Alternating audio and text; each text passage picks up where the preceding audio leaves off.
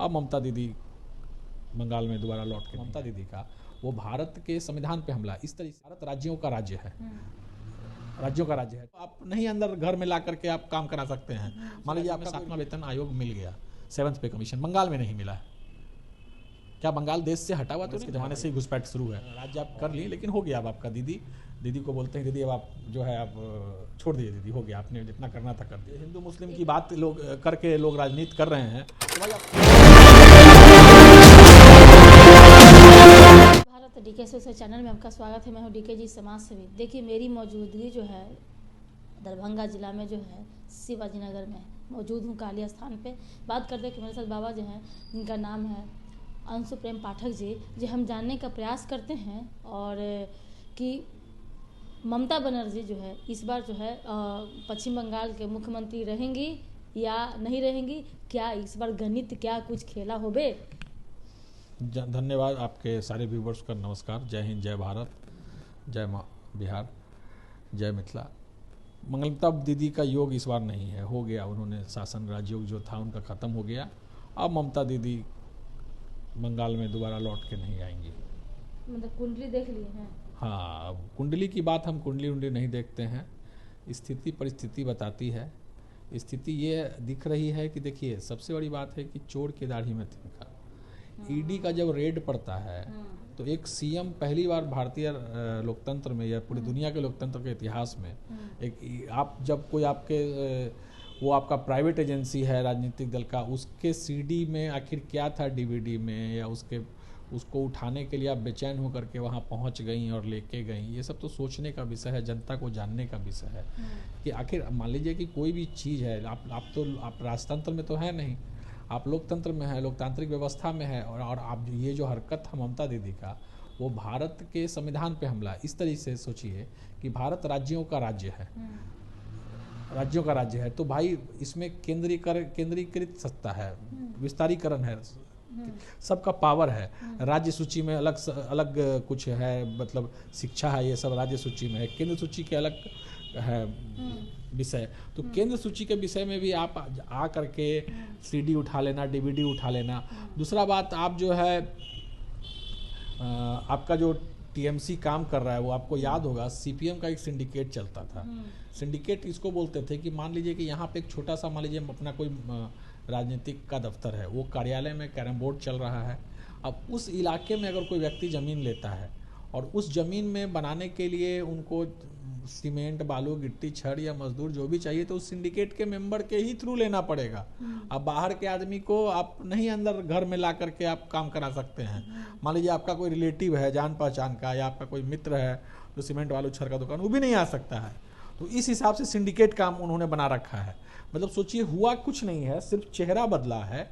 CPM के जाने के बाद सिर्फ चेहरा बदला है सरकार में बंगाल में, लेकिन काम वही है, सब वही हैं। पूरा सिंडिकेट की वजह से इतना लूट खसोट मचा पड़ा है कि क्या कहा जाए।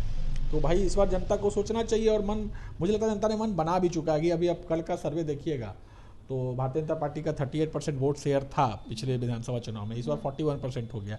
धीरे धीरे और चुनाव के करीब आते आते वोट शेयर बढ़ेगा।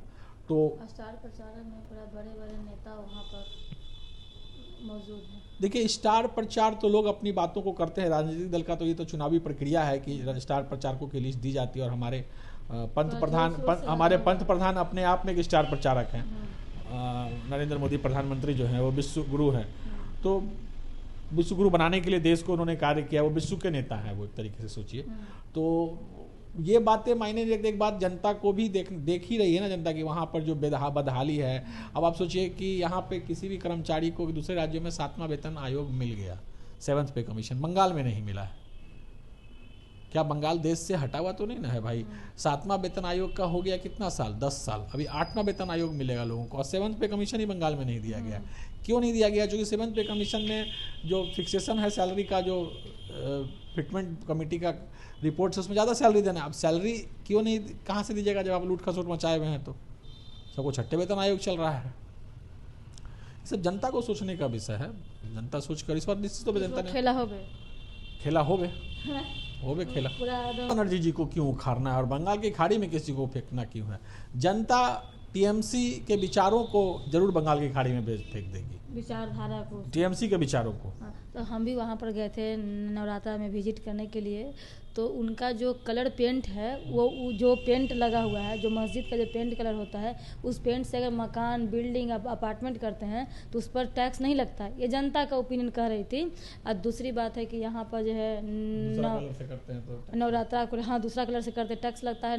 नवरात्रे को लेकर के हो या जेब्रा क्रॉसिंग से लेकर के जो पेंट होता है ना, उस अलग उनका जो मस्जिद का कलर को लिए किए हुए हैं।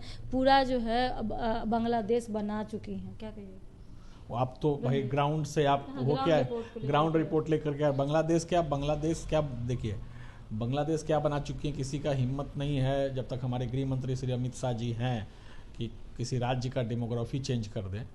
हाँ, घुसपैठिए वहाँ पे ज़रूर हैं जो बांग्लादेश से आए हैं मैक्सिमम, क्योंकि देखिए कहीं भी अंतर्राष्ट्रीय सीमा लगी रहती है, वहाँ से घुसपैठिए आते जाते हैं। बांग्लादेश ऐसे भी गरीब राष्ट्र था, रोजगार की कमी थी बांग्लादेश से, तो घुसपैठ किए हैं। कांग्रेस के ज़माने से ही घुसपैठ शुरू है। और हमारे जब से अमित शाह जी आए हैं, इसीलिए इन लोगों को तकलीफ है ना।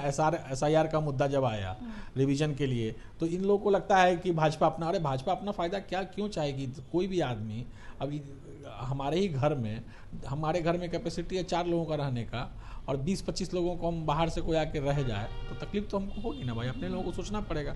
तो घुसपैठिए हैं बहुत जगह पे, बहुत संख्या पे उन लोगों ने गलत आधार कार्ड पैन कार्ड ये बना करके वो बना करके इन्होंने ये कर लिया है, नागरिक बन गए हैं, वोटर बन गए हैं। तो उनको हटाना है। अभी आप एक एग्जाम्पल सोचिए, एक कहानी है आसनसोल की कि उसका जन्म का जो प्रमाण पत्र है वो 30 सितंबर 1994 का है, ठीक है, एक पेपर में आया है। और उसका रजिस्ट्रेशन कब किया गया है? 3 अगस्त 1994, मतलब जन्म से पहले ही रजिस्टर्ड हो गया वो बच्चा, तब जन्म प्रमाण पत्र मिला। तो ऐसे बडॉक्यूमेंट बना करके आप राज्य कीजिएगा, ठीक है, आपको राज्य आप कर ली, लेकिन हो गया अब आपका। दीदी को बोलते हैं, दीदी अब आप जो है आप छोड़ दीजिए, दीदी हो गया, आपने जितना करना था कर दिया। एक और भी सर्वे के ग्राउंड रिपोर्ट से यही आया था कि जो मकान है ना, मकान झोपड़पट्टी लोग, गरीब लोग जो दुकान जो है रेहड़ी पटरी वाले लगाते हैं, तो उसमें जो पैसा का जो कंट्रीब्यूशन टैक्स लगता है, अगर वो हिंदू हैं तो उनको लगेगा 100 रुपया, अगर मुस्लिम है तो उनको लगेगा 20 रुपया। ये डिस्क्रिमिनेशन होता है। डिस्क्रिमिनेशन का जवाब तो जनता ही देगी ना, वहाँ के जो वोटर्स उन्हीं को देना ही होगा जवाब। हिंदुओं को तो जागना होगा। अगर इस तरीके से हिंदू मुस्लिम की बात लोग करके लोग राजनीति कर रहे हैं, तो भाई अपने धर्म को, अपने संस्कृति को, अपने परंपरा को और अपने बच्चों को एक अच्छा भविष्य देने के लिए एक अच्छी सरकार चुननी पड़ेगी। आपका क्या गणित कहता है, क्या आइडियोलॉजी कहता है कि ममता बनर्जी इस बार गई, भगवा झंडा लहरेगा? निश्चित तौर पे लहरेगा। अगर जनता वहाँ के चाहेगी तो जनता चाह भी रही है, अभी तो दिख रहा है, और हम लोग प्रयास में है। निश्चित तौर पे 4 मई ममता दीदी गई। 4 मई ममता दीदी गई। तो 4 मई ममता दीदी गई, ये आपका टेक्निकल जो है, आपका टीम जो है ये कह रही है? टीम नहीं, मेरा पर्सनल है ये। चलिए, बहुत बहुत धन्यवाद है। जो है 4 मई ममता गई, अब कहाँ गई ये तो नहीं पता, आने वाला जो है 5 मई को पता चलेगा। 4 मई को तो वो 4 मई को जाएगी, उसको कहाँ जाएगी चलिए देखते हैं क्या होता है। इस बार को लेकर के जो है ये साफ साफ भविष्यवाणी कर दी है। तब तक के लिए जय हिंद, जय भारत।